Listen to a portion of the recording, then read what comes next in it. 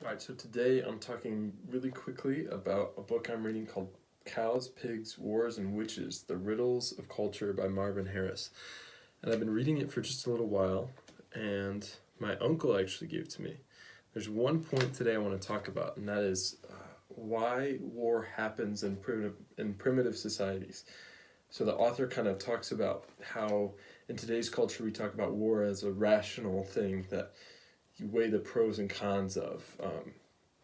And then there's this prevailing theory that in primitive cultures, war was just this wild thing, and still is this wild thing that's irrational and just happens randomly. And Marvin Harris really tries to get at the fact that there's an ecological reason for warfare in primitive cultures, and I think it's really interesting. He talks about the carrying capacity, which is kind of the line when the ecosystem starts to break down. He talks about war as a way to keep cultures from going over their carrying capacity when they didn't have means to otherwise. Now we have birth control is one example. We also have a lot more resources when it comes to food and agriculture.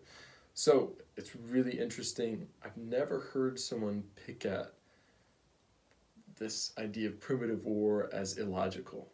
And he does a really great job of bringing parallels between primitive cultures and current cultures and nuclear warfare.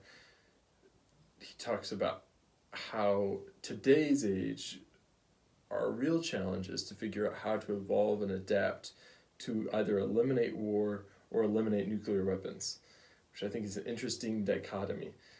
So he puts us back into that framework of war being an environmental thing. And now we have a choice to make about whether we want to keep war or throw it to the side. It's a very important choice and one we're still making now. So that's Cows, Pigs, Wars, and Witches by Marvin Harris. He talks about war as an ecological tool to keep primitive tribes under their carrying capacity, not an illogical, wild urge for bloodlust.